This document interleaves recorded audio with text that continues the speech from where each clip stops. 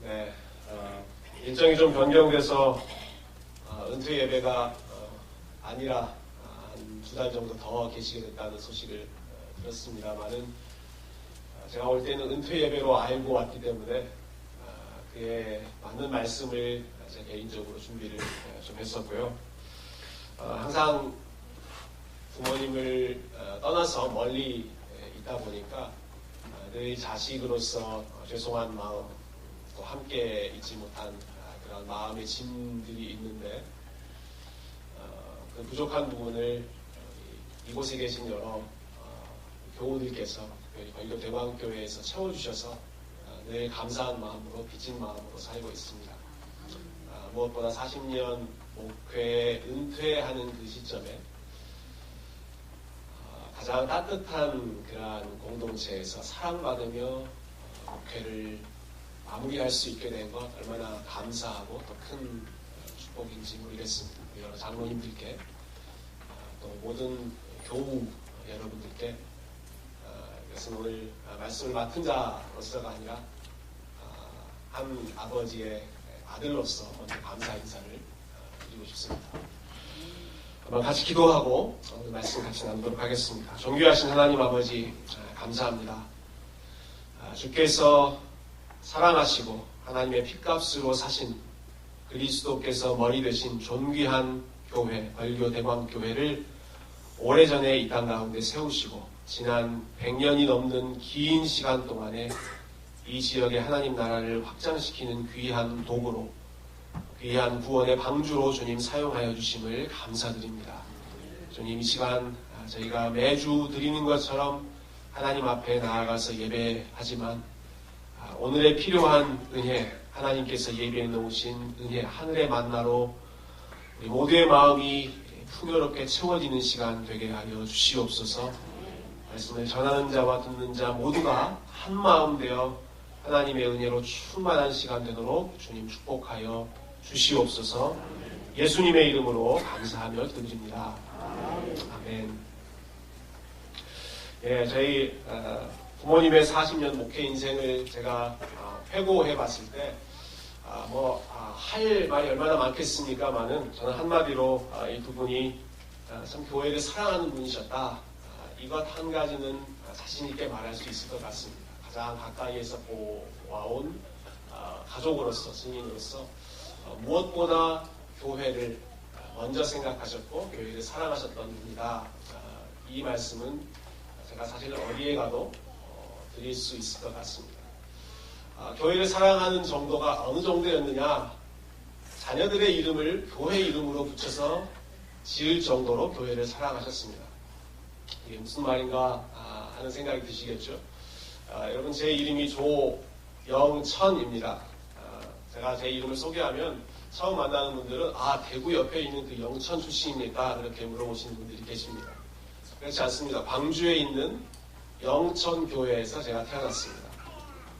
글쎄요, 그때 초임 전도사님이셔서 바쁘셨던지 아들 이름 짓는데 뭐 그렇게 큰 고민할 것 있냐, 그냥 영천으로 하자 해서 이름을 영천으로 지으셨는지 모르겠습니다만은 교회 이름이 저의 이름이 되었습니다. 오늘 함께 온 제 여동생의 이름은 원화입니다. 어디서 태어났겠습니까? 원화교회에서 태어났습니다. 여러분 생각하는 그대로이십니다. 영천교회 다른 지역으로 화순에 있는 원화교회로 옮기셨을 때 태어난 제 여동생의 이름은 원화가 되었습니다. 제가 큰 아이를 낳을 때 미국에 있는 기쁨의 교회에서 아이가 태어났습니다. 제 생각에 아버지께 이름을 맡기면 어떻게 되겠습니까? 여지없이 기쁨이 되겠죠. 기쁨의 교회에서 태어났으니까 기쁨이 됩니다. 근데 제 성이 조이기 때문에 미국식으로 이름을 소개하게 되면 이름을 먼저 소개하죠. 제 이름은 기쁨조입니다. 이렇게 되겠더라고요. 근데 그때 한참 북한의 김정일을 기쁘게 하는 그 여성 동무들의 모임이 단체가 기쁨조였기 때문에 이거 잘하면 놀림거리 될 수 있겠다 하는 생각이 들었습니다. 그래서 저는 그냥 하나님의 은혜와 하나님의 율법 그 첫 글자를 따서 제 아이의 이름을 은율이라고 지었습니다. 나중에 제가 궁금해서 한번 여쭤봤어요. 손녀딸 이름 어떻게 지으려고 했습니까? 그랬더니 저는 기쁨을 예상했는데 미희로 지으려고 했다. 웬 뚱땅같이 미희인가? 미국에 있는 기쁨의 교회니까 미국의 미자에 기쁨의 희자 써서 미희라고 할 뻔했다. 그러시더라고요. 여러분, 사람의 이름을 아는 것, 사람의 이름을 정하는 것은 굉장히 중요한 일이죠. 이것은 우리나라의 문화만이 아니라 특별히 성경의 문화 역시도 이름이 굉장히 중요합니다. 하나님께서 아브라함을 아브라함으로 바꿔주시고 또 속이는 자라고 하는 이름의 뜻을 가졌던 이 야곱을 하나님과 씨름하는 사람 이스라엘로 이름을 바꿔주실 때 새로운 정체성을 부여하시고 그들에게 새로운 삶을 요구하셨던 것이 하나님의 모습입니다. 사람들의 이름만이 중요한 것이 아니라 무엇보다 하나님의 이름이 굉장히 중요합니다. 그래서 주의 이름을 부르는 자는 구원을 얻으리로다 말씀하셨고 너희는 여호와의 이름을 망령되이 일컫지 말라. 하나님의 이름을 기억하고 소중히 여겨라 라고 하는 명령을 우리에게 주셨죠. 여러분, 하나님의 이름은 무엇입니까? 우리에게 보여주시는 하나님의 이름, 우리가 늘상 하나님이라고 하는 이 이름은 하늘이라고 하는 뜻, 또 한 분이시다라고 하는 그 하나라고 하는 것이 결합된 우리 민족이 만들어 놓은 그런 하나님, 좋은 이름입니다. 하지만 성경에 나오는 하나님께서 직접 본인의 이름을 가르쳐 주시는 그 부분이 오늘 우리가 함께 읽은 본문 출애굽기 3장 말씀이죠. 여러분, 13절, 14절 이미 읽으셨지만 우리 한 번 더 같이 읽어보실까요? 13절과 14절입니다. 시작. 모세가 하나님께 아뢰되 내가 이스라엘 자손에게 가서 이르기를 너희의 조상의 하나님이 나를 너희에게 보내셨다 하면 그들이 내게 묻기를 그의 이름이 무엇이냐 하리니 내가 무엇이라고 그들에게 말하리이까. 하나님이 모세에게 이르시되 나는 스스로 있는 자이니라. 또 이르시되 너는 이스라엘 자손에게 이같이 이르기를 스스로 있는 자라 보내셨다 하라. 아멘. 네, 이 본문은 하나님께서 모세를 지도자로, 이스라엘의 지도자로 삼으시는 장면이죠. 이스라엘 민족들이 오랫동안 고생했습니다. 자기 나라가 아니라 다른 나라에서 이민 생활하면서 그것도 종으로서 살면서 굉장히 많은 고생을 하고 있는 상황입니다. 그때 하나님께서 모세를 이 이스라엘 백성들을 구출할 지도자로 세우시는 장면이 오늘 본문 장면입니다. 여러분, 이때 모세의 상황이 어땠습니까? 모세는 젊은 시절 아주 잘 나갔습니다. 40년 동안 이집트의 왕궁에서 생활했습니다. 그리고 아주 좋은 마음에 어려움에 당한 동족을 구해주려다가 오히려 그 동족으로부터 버림받고 쫓겨나게 됐습니다. 그 후로 광야에서 40년 세월을 보냈죠. 그리고 나서 80이라고 하는 노인이 되었을 때 지금 하나님께서 다시 모세를 부르고 계시는 장면입니다. 아마 모세로서는 쉽게 순종할 수 없는 그런 아주 복잡한 상황이었을 거라고 생각합니다. 이 이집트라고 하는 나라, 애굽이라고 하는 나라는 지금 오랜 기간 동안에 자신의 생명을 노리고 있는 나라입니다. 그 나라로 다시 돌아가야 하는 것은 모세의 큰 부담이었겠죠. 뿐만 아니라 자기가 구출해야 할 그 이스라엘 백성들은 자기를 쫓아냈던 백성들입니다. 역시 자기의 마음 가운데 큰 부담이 됐겠죠. 더군다나 모세는 지금 몇 살입니까? 80이라고 하는 노인이 돼서 이 엄청난 일을 감당해야 한다라고 하는 상황이 모세 자신에게는 쉽게 순종할 수 없는 부담스러운 상황입니다. 그래서 모세가 요리조리 하나님의 명령을 빠져나가려고 하는 것입니다. 하나님, 저는 이래서 안 됩니다. 저는 이래서 안 됩니다. 계속 빠져나가는 것이죠. 그 빠져나가려고 했던 이유 중에 하나가, 핑계 중에 하나가 하나님, 저는 하나님의 이름을 모릅니다. 제가 이집트에 가서 사람들이 야, 너는 누가 보내서 왔냐라고 하면 누가 보냈다라고 이야기를 했는데 내가 하나님의 이름을 모릅니다. 그래서 저는 못 가겠습니다. 라고 하는 것이죠. 그때 하나님께서 모세에게 가르쳐준 이름이 무슨 이름이었습니까? 나는 스스로 있는 자다. 스스로 있는 자라고 하는 이것이 나의 이름이다 라고 말씀해 주시는 거죠. 하나님의 이름은 스스로 있는 자, 이것이 하나님의 이름인 것이죠. 여러분, 하나님께서 모세를 부르셨을 때요, 모세는 자기 자신이 누구인가만 생각했습니다. 내가 누구인가, 내가 어떤 존재인가만 생각했습니다. 자기가 얼마나 나이가 많은가, 얼마나 능력이 많은가, 능력이 없는가, 또 자기가 현재 처해 있는 상황이 얼마나 초라한 상황인가 자기만 생각했습니다. 다른 한편으로는 모세는 자기가 상대해야 하는 사람들만 생각했습니다. 내가 만나서 해결해야 할 바로 왕, 그 사람이 얼마나 대단한 사람인가. 내가 이끌고 나와야 할 이스라엘 백성들, 이들이 얼마나 완고한 백성인가. 사람들만 생각하고 있었습니다. 그래서 모세는 하나님 앞에 11절 말씀 보니까 하나님, 내가 누구이기에 바로에게 갈 수 있단 말입니까? 하나님, Who am I? 내가 누굽니까? 하나님, 사람 잘못 보내셨습니다. 내가 누굽니까? 라고 자기에게만 집중하고 있죠. 그런데 하나님의 대답이 참 재미있으세요. 하나님, 내가 도대체 누굽니까? 라고 따지는 모세에게 하나님께서는 모세야, 내가 누구냐? 라고 물어보십니다. 모세는 하나님께 하나님, 내가 누굽니까? 내가 도대체 어떻게 이 일을 감당하겠습니까? 하나님께서는 모세야, 지금 너를 부르고 너를 보내고 있는 내가 누구냐? Who am I? 내가 누구냐? 모세, 네가 어떤 존재인지는 중요하지 않다. 이스라엘 백성들이 어떤 백성인지도 중요하지가 않다. 심지어는 바로 왕이 얼마나 능력을 가지고 있는지 그것도 중요하지 않다. 모세야, 내가 누구냐? 내가. 그러면서 하나님이 어떠한 분이신지를 이름을 통해서 지금 가르쳐 주시는 것이죠. 여러분, 제가 공부했던 신학교에서 상담학을 가르치시는 교수님이 책을 한 권 쓰셨는데 참 책 제목이 재밌었습니다. 영어로 이렇게 되어 있었는데요. When people are big and God is small. 한국말로 옮기면 사람이 크게 보이고 When God is small. 하나님이 작게 보일 때. 그래서 우리가 신앙생활할 때 믿음이 흔들리는 때가 바로 이런 때라고 하는 것이죠. 사람이 크게 보이고 하나님이 작게 보일 때 그때 우리의 믿음은 흔들리는 것이죠. 사람이 크게 보이는 때가 있습니다. 나와 경쟁하는 사람이 크게 보이기도 합니다. 그래서 상대적으로는 내가 너무 작고 초라해 보일 때가 있습니다.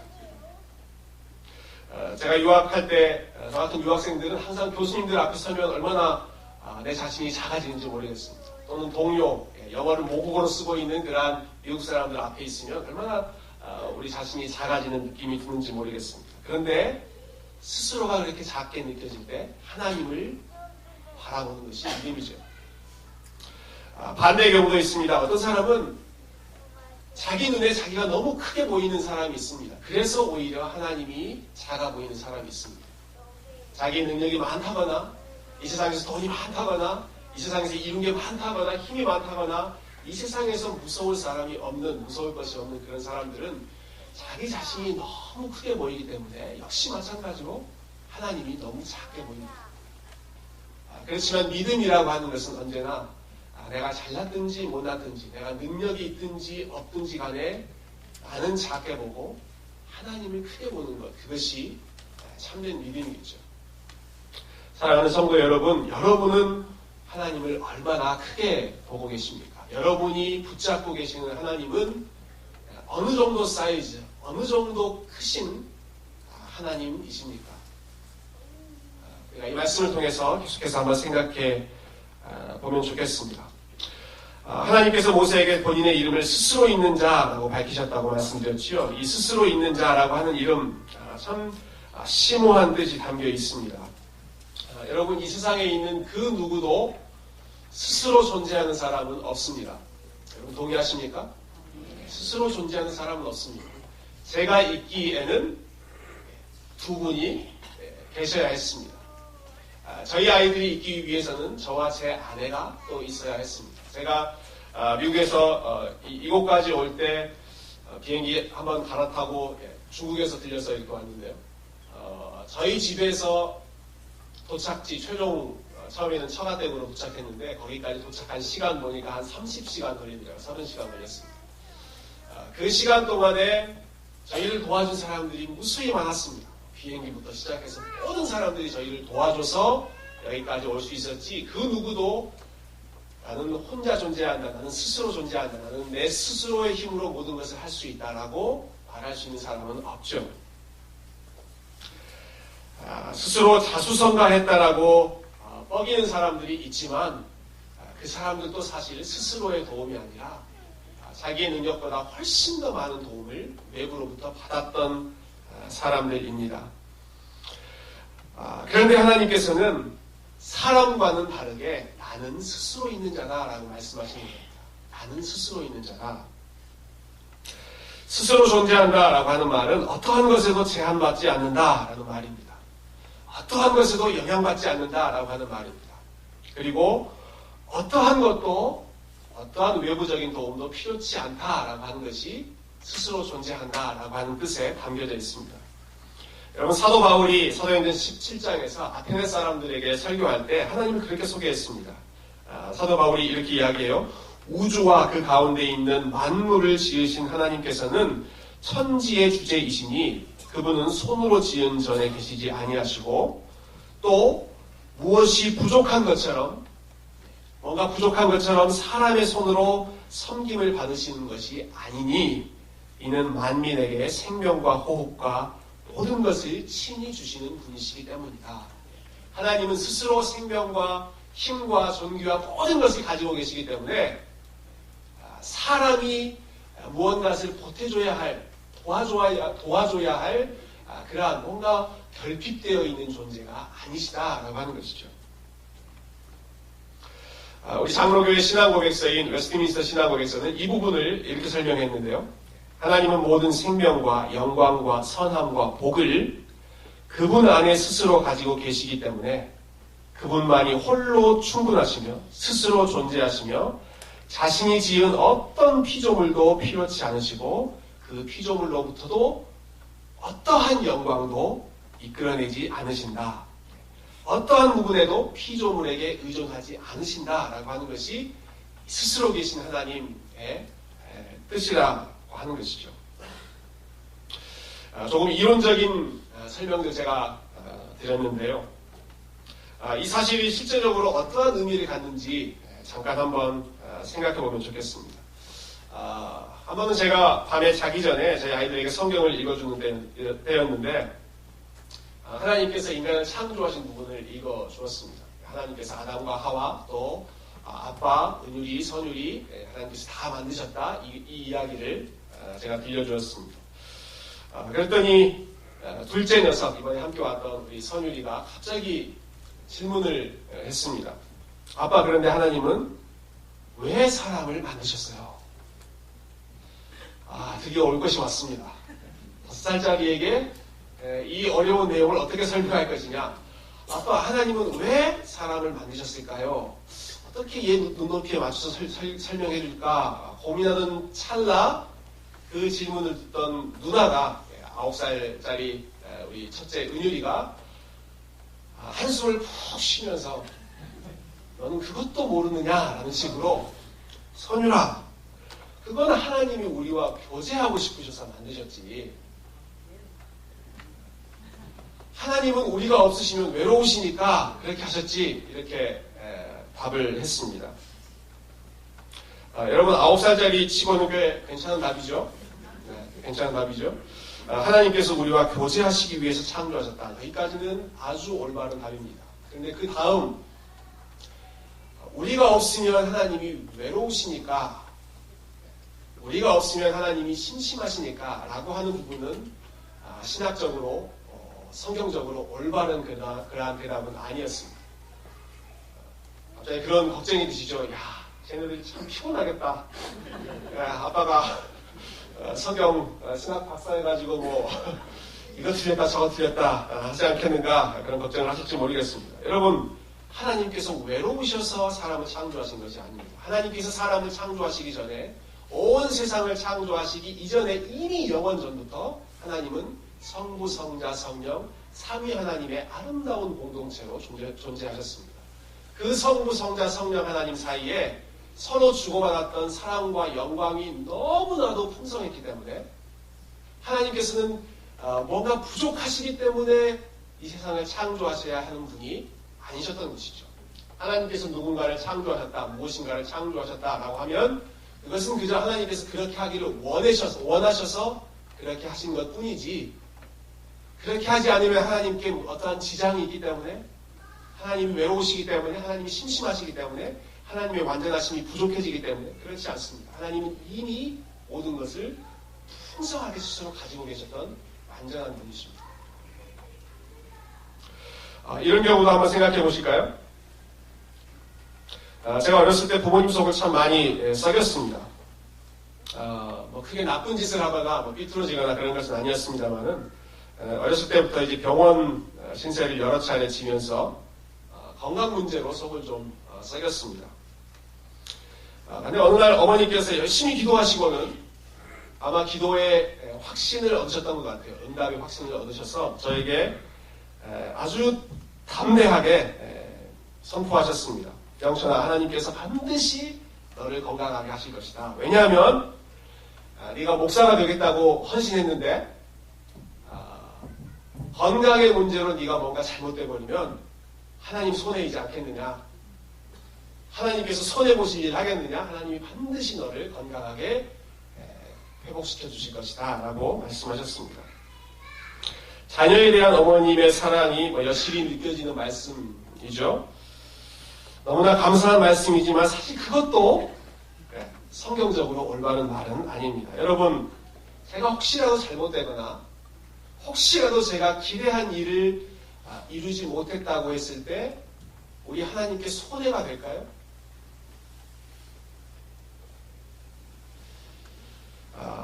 그렇지 않습니다. 욥기 22장에 이러한 말씀이 있습니다. 사람이 어찌 하나님께 유익하게 하겠느냐? 네가 의로운들 전능자에게 무슨 기쁨이 있겠으며 내 행위가 온전한들 그에게 무슨 이익이 있겠느냐? 욥이 고백하는 거예요. 사람이 제 아무리 완전하고 제 아무리 온전한 삶을 살고 제 아무리 많은 일을 한다고 하더라도 그것이 전능하신 하나님께 도대체 손톱만큼의 유익도 있겠느냐? 하나님은 이미 선하심과 영광과 모든 것이 충만하신 분이신데 피조물이 어느 것 조금 하나 더한다고 해서 하나님의 무한함이 더해지겠느냐? 그렇지 않다. 반대로 우리가 잘한다고 하나님께 영광이 추가되는 것도 아니지만 우리가 잘못된다고 해서 하나님의 영광이 감소해지는 것도 아닙니다. 하나님은 이미 그분 스스로 모든 영광을 충만하게 가지고 계시기 때문이죠. 그래서 존 칼빈 목사님은 이 하나님의 자존성을 너무나 중요하게 생각했기 때문에 심지어는 이렇게까지도 말씀하셨어요. 설령 하나님께서 이 세상에서 한 사람도 구원하지 않기로 결정하셨다고 하더라도, 물론 그렇게 하시지 않으셨죠. 하나님께서 예수 그리스도를 통해 수많은 사람들을 하나님의 백성으로 구원하셨죠.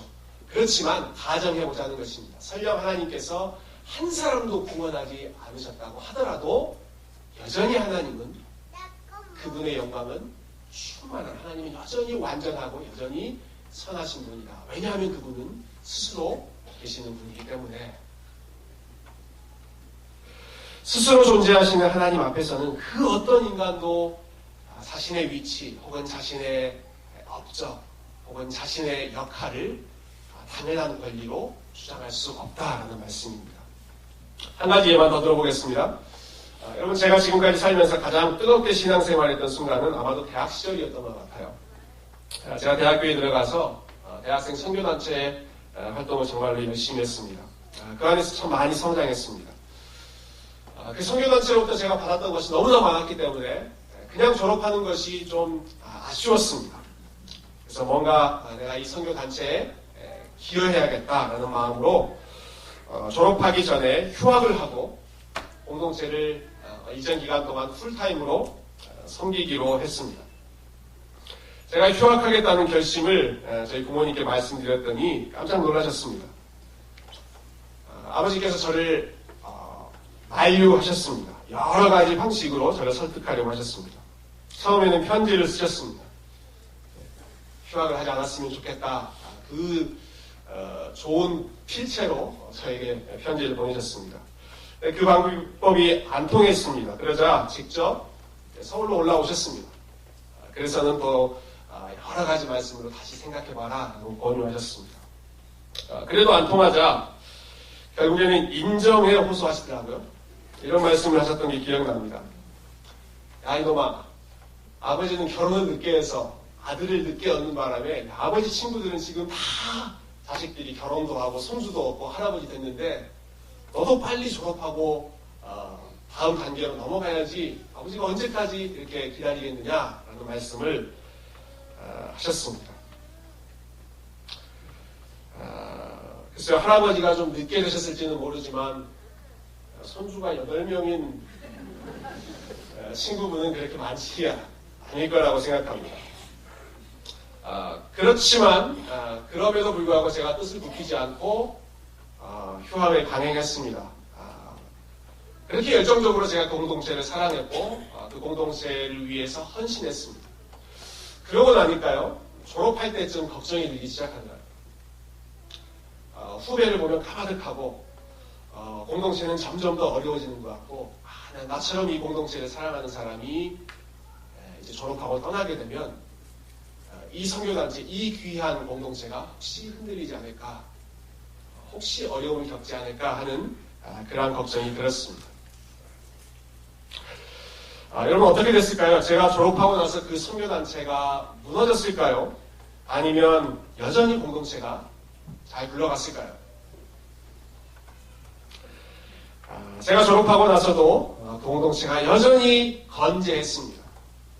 더 나아가서 그 공동체가 제가 없으니까 더 크게 부흥했습니다. 어느 순간 마음 가운데 서운한 마음이 들었습니다.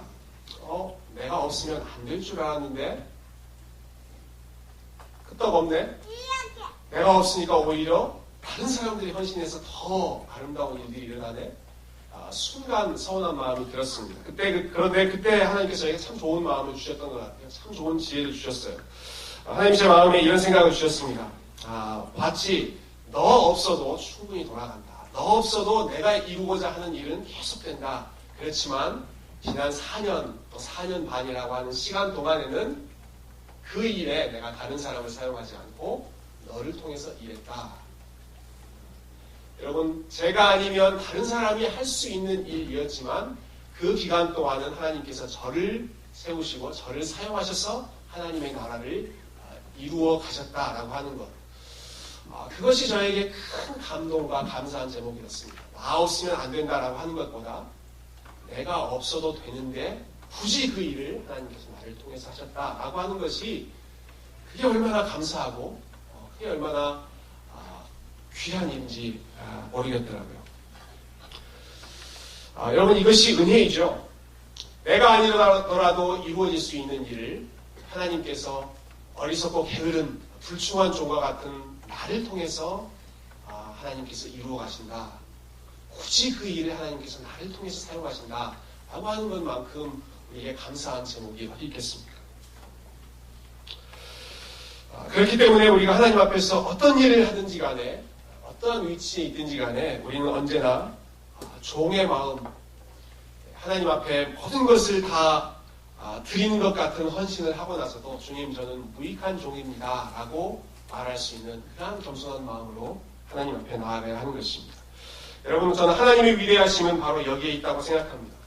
스스로 계신 분께서 혼자서도 모든 것을 하실 수 있는 분, 어떠한 도움도 필요치 않는 분께서 그분의 나라를 이루어 가실 때 연약하고 흠이 많은 죄인들을 통하여서 그들을 사용해서 그들을 부르셔서 그들을 훈련시켜서 그들을 하나님의 백성 다듬어 가시면서 하나님의 일을 이루어 가시는 것, 이것이 하나님의 방법, 하나님의 위대하심과 하나님의 겸손하심이 놀라운 방식으로 하나 되는 아주 신비로운 하나님의 경륜이라는 것이죠. 이것을 가장 분명하게 보여주는 증거가 있습니다. 그것은 하나님께서 이스라엘 백성과 언약을 맺으셨다는 것입니다. 그리고 그들과 함께 동행하셨다라고 하는 사실입니다.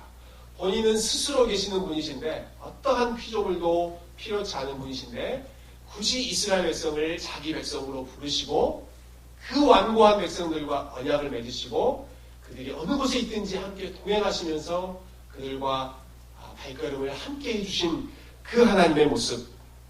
오늘 본문에 보시면 14절에서 하나님께서 스스로의 이름을 나는 스스로 있는 자다 이렇게 말씀하신 후에 곧바로 이렇게 말씀하십니다. 15절에 하나님이 또 모세에게 이르시되 너는 이스라엘 자손에게 이같이 이르기를 너희 조상의 하나님, 아브라함의 하나님, 이삭의 하나님, 야곱의 하나님께서 나를 너희에게 보내셨다 하라. 이것이 나의 영원한 이름이다. 하나님께서 이름을 두 가지 가르쳐 주시는 것이죠. 한편으로는 나는 스스로 있는 자다라고 하는 이름. 다른 한편으로는 나는 항상 너희와 함께 있었던 존재다. 아브라함의 하나님, 이삭의 하나님, 야곱의 하나님, 그들과 함께 있었던 것처럼 너희와도 함께 동행하는 존재다. 하나님께 있어서는 이스라엘을 선택하셔야 하는 필연성도 없으셨습니다. 그들과 언약을 굳이 맺으셔야 할 어떠한 의무, 어떠한 그러한 당위성도 없으셨습니다. 그냥 하나님께서 그저 그들을 사랑하셔서 그들과 언약을 맺으셨고 그들과의 언약을 기억하셔서 그 후손들과 또 동행하신 것이죠. 7절 말씀해 보시면 모세에게 이러한 말씀을 들려주시죠. 여호와께서 이르시되 내가 애굽에 있는 내 백성의 고통을 분명히 보고 그들이 그들의 감독자로 말미암아 부르짖음을 듣고 그 근심을 알고 내가 내려가서 그들을 애굽인의 손에서 건져내고 그들을 그 땅에서 인도하여 젖과 꿀이 흐르는 땅으로 인도하여 내겠다. 스스로 계시는 분이신데 자기 백성을 늘 돌아보시는 분이십니다. 스스로 계시는 분이시지만 자기 백성이 고통당할 때 그 순간조차도 스스로 계시는, 홀로 계시는 분이 아니라 자기의 백성들의 아픔을 내가 보았다. 내가 그들의 부르짖음을 들었다. 내가 직접 내려가서 그들을 돕겠다라고 약속하시는 분이 정말 여러분이 믿는 우리 하나님이십니다. 할렐루야. 네. 스스로 계시는 분이시면서 지극히 연약한 존재들과 함께 하시는 분. 여러분 이것을 우리가 어디에서 알 수 있습니까? 그것을 가장 분명하게 알 수 있는 증거는 우리를 위해 이 땅에 오신 예수 그리스도이십니다. 사도 바울이 예수 그리스도를 이렇게 설명하셨죠. 그는 근본 하나님의 본체이시나 무슨 말입니까? 하나님과 동등한 하나님, 스스로 계시는 하나님이시지만 그것을 자기의 권리로, 당연하게 누릴 권리로 붙잡지 않으시고 포기하시고 종의 형체를 취하시고 이 땅에 내려오셔서 사람과 같이 되셨고 사람들이 겪는 모든 연약함, 아픔, 고통, 죄만 빼고 모든 연약함을 다 친히 겪으심으로써 우리의 구원자가 되어주셨죠.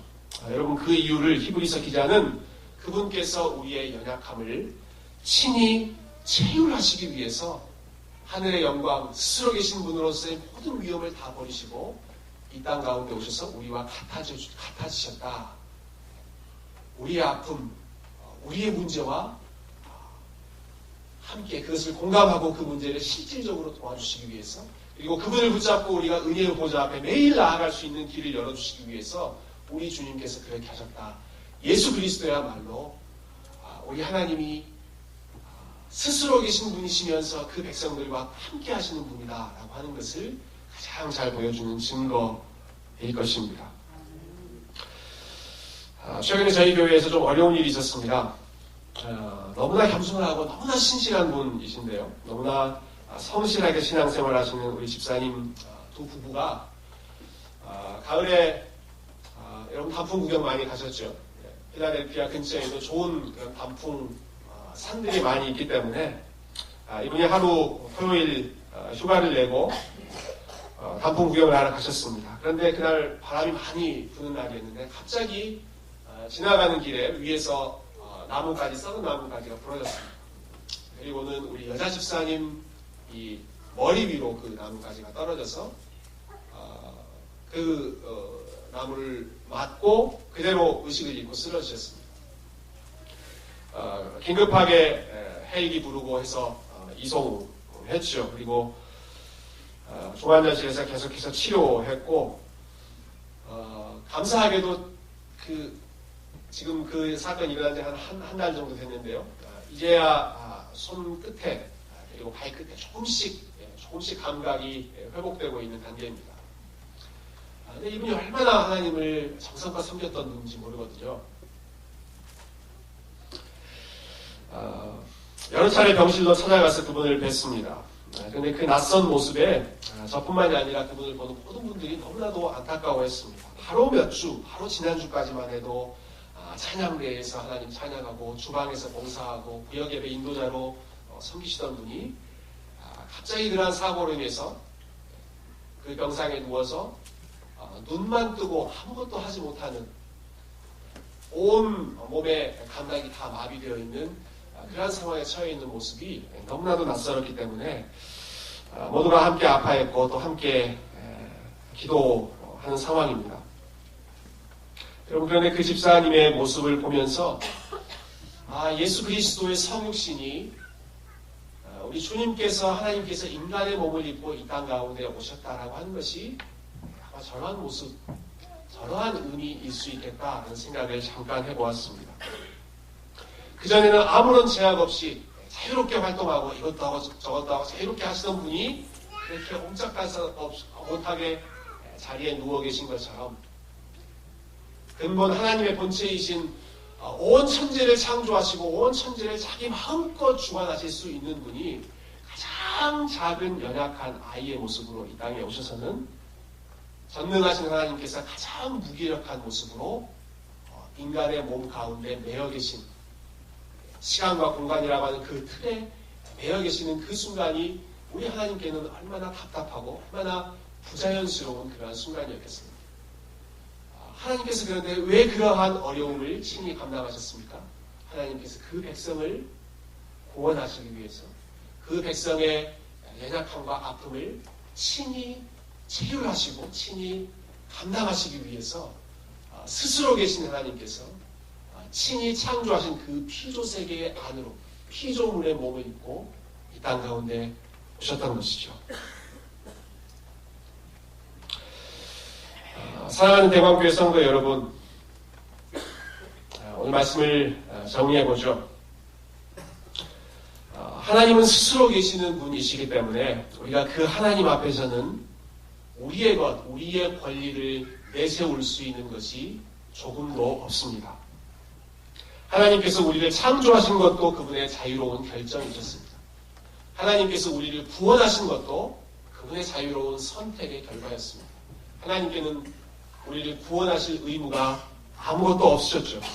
하나님께서 교회를 세우시고 교회를 운영해가는 또 교회를 섬기는 여러 직분자로 부르시는 것 역시 우리 아니어도 하나님께서 어떠한 다른 방식으로 하실 수 있으셨지만 여러분, 예수님께서 하신 말씀처럼 너희들이 하나님 찬양하지 않으면 하나님께서 어떻게 하시겠다고 하십니까? 돌들을 들어서라도 하나님을 찬양하게 만드실 수 있다. 그렇게 하실 수 있는 권한과 능력을 가진 하나님이시지만 하나님께서 그렇게 하지 않고 저와 여러분을 선택하여 저와 여러분을 부르셔서 하나님의 몸된 교회를 세우게 하신 것, 하나님의 나라를 일구어가게 하신 것, 이것이야말로 우리에게 가장 큰 감사의 제목, 하나님께서 얼마나 겸손하신 분인지를 우리에게 보여주는 증거일 것이고, 그리고 우리가 하나님 앞에 그 어떤 것도 우리의 것으로 요구할 수 없는, 하나님 앞에 항상 겸손할 수밖에 없는 유일한 근거가 되는 것이죠.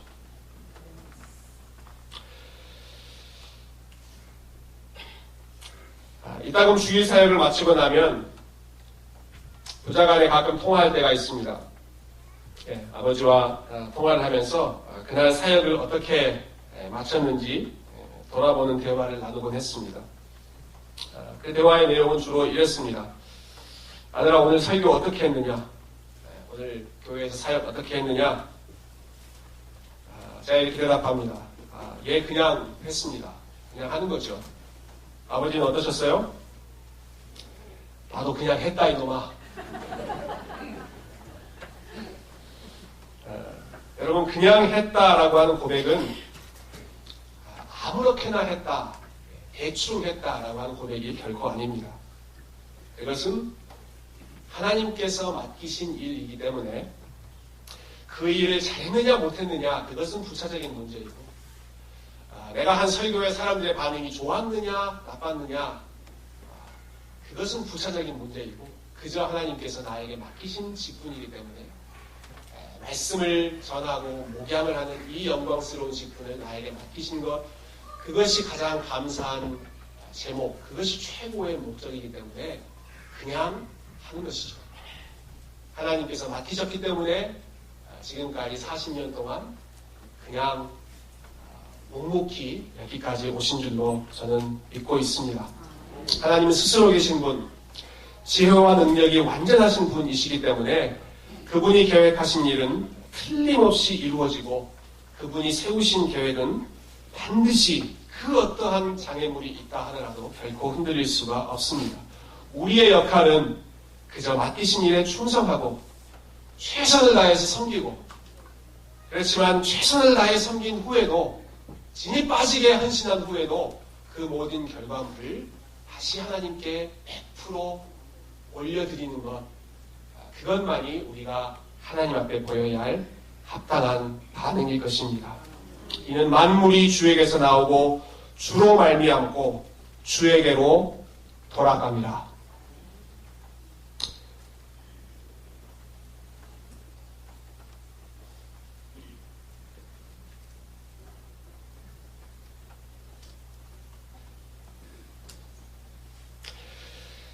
만물이 주에게서 나왔고 만물이 하나님으로부터 말미암았고 이제 모든 목회를 마무리하시는 그 열매와 그 모든 결과물도 오직 하나님께만 다시 돌려드리는, 그래서 사도 바울이 고백한 것처럼 그에게 영광이 세세에 있을지어다, 이 고백을 지금까지도 열심히 살아오셨지만 앞으로도 계속 살아가시는 두 분이 되시기를 축복하고, 그리고 벌교대광교회 이 아름다운 교회가 하나님께 모든 것을 의존하고 하나님을 위해서 죽도록 헌신하고, 그리고 나서도 그 모든 결과물, 모든 열매를 오직 하나님께만 올려드릴 수 있는 겸손한 교회, 하나님께서 사랑하시는 복된 교회 되시기를 주님의 이름으로 축원합니다. 하나님 아버지, 감사합니다. 부족한 죄인들을 주님께서 자녀 삼아주시고 주님의 백성 삼아주시고, 그것도 모자라서 그리스도의 영광스러운 몸, 그리스도의 교회를 섬길 수 있는 사역자로 삼아주신 것 감사드립니다. 지난 오랜 기간 동안 묵묵히 걸어왔던 목양의 길, 겸손하게 주님을 사랑했던 그 걸음, 주님께서 아시오니 위로하시고 축복하시고 모든 영광은 하나님께서 거두어 주시옵소서. 하나님이 벌교 대광교회를 주께서 너무나도 사랑하시고 큰 계획을 가지고 계시는 줄로 믿습니다. 하나님, 이 교회가 지금까지 110여 년 동안 달려온 것처럼 앞으로의 110여 년이 더욱더 복된 발걸음이 될 수 있게 하시고, 오늘 우리 찬양대가 귀하게 하나님 앞에 고백한 것처럼 주님께서 우리를 부르시는 그 순간까지 본향을 향하여 거룩한 나그네의 믿음의 여정 잘 감당할 수 있는 교회 될 수 있도록 온 교회가 하나 되게 하시고, 이 교회에 세우신 여러 리더들이 하나님께 큰 영광 돌리는 겸손한 주의 종들 다 되게 하여 주시옵소서. 예수님의 이름으로 감사하며 기도드립니다. 아멘. 이제는 우리 주 예수 그리스도의 은혜와 하나님 아버지의 크신 사랑하심과 성령님의 위로, 교통, 동행하심이 인생의 모든 걸음 순간순간마다 스스로 계시는 위엄의 하나님, 그러나 언제나 그 백성들과 함께 하시는 그 언약의 하나님을 붙잡고 살아가기로 믿음으로 결단하는 벌교 대광교회 모든 성도님들 머리 위에 이제로부터 영원토록 함께 있을지어다. 아멘.